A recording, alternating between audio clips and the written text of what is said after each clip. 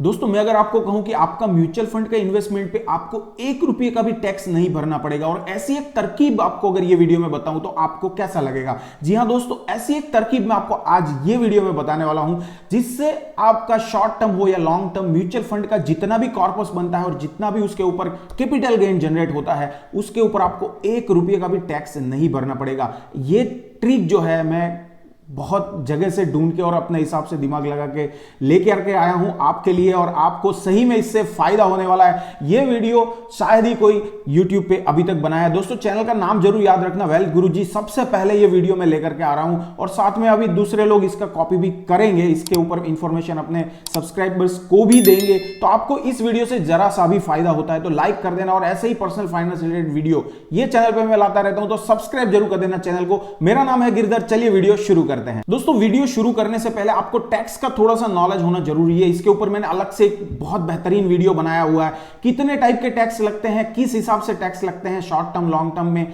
थोड़ा सा आपको ओवरव्यू देता हूं। अभी आप यहां पे अगर देखेंगे तो इक्विटी और हाइब्रिड, शॉर्ट टर्म और लॉन्ग टर्म पे अगर आप देखेंगे तो यहां पे शॉर्ट टर्म में आपको 15% लेस देन 12 मंथ्स पे देना पड़ेगा इक्विटी और हाइब्रिड के अंदर, और लॉन्ग टर्म में आपको ग्रेटर देन 12 मंथ पे 1 लाख रुपए देना पड़ेगा। आपका जो भी जो कैपिटल गेन होता है उसमें 1 लाख आपको माफ है, 1 लाख के ऊपर जितने भी कैपिटल गेन होगा उसमें आपको देना पड़ेगा टैक्स 10% के हिसाब से। सिमिलरली डेब्ट फंड में ये जो लिमिट है 36 मंथ की है, जहां पे अगर लेस देन 36 मंथ है तो आपका टैक्स स्लैब के हिसाब से आपका पैसा कटेगा, और अगर ग्रेटर देन 36 मंथ है तो आपका 20% स्ट्रेट अवे कट जाएगा पैसा। तो ये जो ट्रिक मैं आपको बताने वाला हूं ये दोनों के लिए एप्लीकेबल है। इसके लिए मैं आपको एक लाइव एग्जांपल के जरिए भी समझाने वाला हूं, जिसमें हम लोग लेंगे एक एसबीआई म्यूचुअल फंड का एग्जांपल, और इसके लिए हमको एक्सेल शीट में जाना पड़ेगा। तो यहां पे हम लोग ले रहे हैं एसबीआई स्मॉल कैप का एग्जांपल, और ये 2013 से सारे डेटा मैंने यहां पे कैप्चर कर लिए हैं। तो आपको किस हिसाब से पैसा निकालना और ये किस हिसाब से काम करता है वो चीज यहां पे आपको समझाने वाला हूं। तो यहां पे मान लीजिए कि आप 2013 से जब से फंड चालू, आपने 10,000 रुपए की एसआईपी की, और ये 10,000 रुपए आप हर महीने डालते गए और अभी तक आपका कंटिन्यूएशन चल रहा है। तो अगर अभी आप निकालेंगे तो आपका जो टोटल कैपिटल गेन हुआ है, जो ये कॉलम में आपने दिखाया हुआ है, 18 लाख रुपए हुआ है। ठीक है, तो अगर अभी ये महीने में अगर आप पूरा पैसा मान लीजिए निकाल देते हैं तो 18 लाख रुपए का कैपिटल गेन होता है 10% के हिसाब से। पहले 1 लाख रुपए माइनस कर देते हैं क्योंकि वो माफ मिलता है, तो यहां पे हुआ 17,02,000 रुपए। तो 17,02,000 का 10% अगर करते हैं तो आपको 1.7 लाख रुपीस का टैक्स भरना पड़ेगा। और ये अब हम देखते हैं कि ये टैक्स को कैसे बचाया जाए। ठीक है, तो यहां पे सबसे पहले आपको क्या करना है, सबसे पहले ऊपर चले जाइए और आपको यहां पे 2 कॉलम को ऐड करना पड़ेगा। ये आपको अपने हिसाब से करना पड़ेगा, थोड़ी सी मुश्किल होगी, लेकिन आपको यहां पे अपना टैक्स भी जो है वो बच रहा है। तो आपको यहां पे क्या करना है कि सबसे पहले ये देखना है कि आप जो इन्वेस्टमेंट कर रहे हैं उसका कॉलम अलग करिए कि आप यहां पे कितना इन्वेस्टमेंट कर रहे हैं, जो आपका पैसा है जिसके ऊपर आपको कोई टैक्स नहीं देना है। दूसरा यहां पे एक कॉलम आएगा, वो आएगा कैपिटल गेन का, कि आपको एवरी मंथ कितना कैपिटल गेन का फायदा हो रहा है। तो आप यहां पे देखिए, ये यहां पे आपको अब तरकीब क्या है कि आपको यहां पे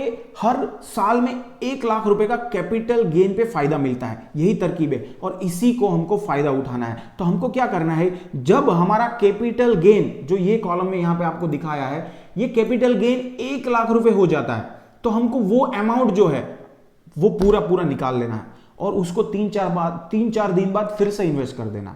सेम म्यूचुअल फंड में कर सकते हैं और दूसरे म्यूचुअल फंड में भी कर सकते हैं। तो उससे क्या होगा कि आपने जो कैपिटल गेन 1 लाख रुपए का उठाया उस पर एक तो आपको टैक्स नहीं भरना है, दूसरा वो जो पूरा लमसम अमाउंट है कैपिटल गेन और आपका जो ओरिजिनल अमाउंट वो जो आपने निकाला है, वो आप 3-4 दिन बाद फिर से जब आप इन्वेस्ट करते हैं तो वो आपका ओरिजिनल अमाउंट हो जाएगा, वो कैपिटल गेन नहीं कहलाएगा, वो आपका इनिशियल इन्वेस्टमेंट हो जाएगा। तो आपने जो भी 1 लाख रुपए इन्वेस्टमेंट उठाया कैपिटल गेन का, वो आपका इन्वेस्टमेंट हो जाएगा, मतलब आपका मेन अमाउंट हो जाएगा जो आपका खुद का है।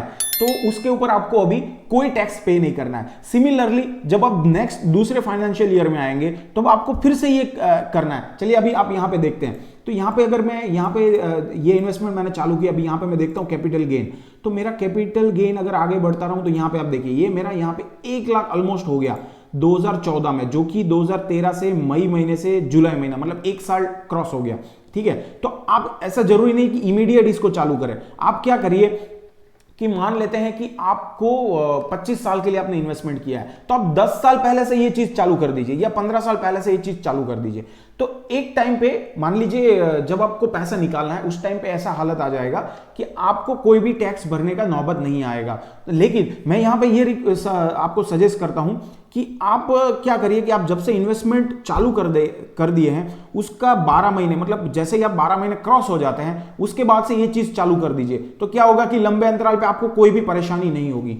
तो यहां पे आप देखिए ये 2014 12 महीने ऑलरेडी क्रॉस कर लिया है और यहां पे मेरा कैपिटल गेन भी 1 लाख रुपए हो गया। तो मैं यहां पे क्या करूंगा, मैं ये 2.5 लाख रुपए जो है, जो मेरा अमाउंट बन रहा है उसको मैं सेल कर दूंगा, है ना। ये इसका यूनिट कितना बन रहा है 8,498 यूनिट, NAV 29। तो मैं इसको पूरा का पूरा इतने यूनिट को सेल कर दूंगा और मेरा जो अमाउंट बनेगा 2.5 लाख रुपए मुझे मिलेगा। तो 2.5 लाख रुपए में 1.5 लाख मेरा खुद का इन्वेस्टमेंट है, 1 लाख मेरा कैपिटल गेन है। और नियम के हिसाब से मुझे वो साल में कोई भी कैपिटल गेन टैक्स नहीं देना पड़ेगा क्योंकि यहां पे 1 लाख रुपए में हमको माफी मिलती है।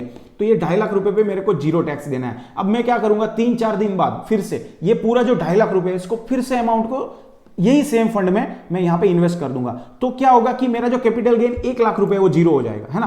फिर मैं वापस दूसरा सिनारियो देखूंगा नेक्स्ट ईयर में, क्योंकि वो साल में मेरा 1 लाख रुपए ऑलरेडी जीरो हो गया। अब नेक्स्ट ईयर में मैं जब जाऊंगा फिर से मैं यहां पे देखूंगा कि ये जो 1 लाख रुपए है ये तो क्यूमुलेटिव है, तो 1 लाख का 2 लाख कब हो रहा है। तो यहां पे मैं आगे बढ़ता जाऊंगा, तो यहां पे आप देखिए ये 2 लाख हो गया, है ना। तो ये जब 2 लाख हो रहा है इसका मतलब कैपिटल गेन मेरा फिर से 1 लाख हो गया। तो ये 1 लाख प्लस यहां पे मैंने ऊपर में 1.5 लाख, मतलब ये 2 लाख हो जाएगा। तो ये दोनों मिला के 3 लाख रुपए मैं फिर से सेल कर दूंगा।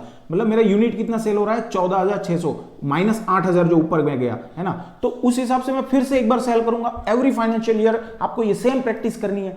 1 लाख जैसे कैपिटल गेन हो जाता है आप उसको सेल कर दीजिए, आपको वो बेनिफिट मिलेगा और वो आपका क्यूमुलेटिव में आपको कोई टैक्स पे नहीं करना होगा। तो आशा करता हूं कि आपको ये चीज समझ में आ गई है कि आपको क्या करना है। एवरी फाइनेंशियल ईयर में कैपिटल गेन जो है 1 लाख का उसको सेल कर देना है, फिर से आपको 3-4 दिन बाद फिर से इन्वेस्ट करना है, ताकि आपका जो कैपिटल गेन है 1 लाख रुपए का उसका फायदा आपको मिले और आपको लंबे अंतराल पे उस कैपिटल गेन का कोई भी क्यूमुलेटिव टैक्स पे नहीं करना पड़े।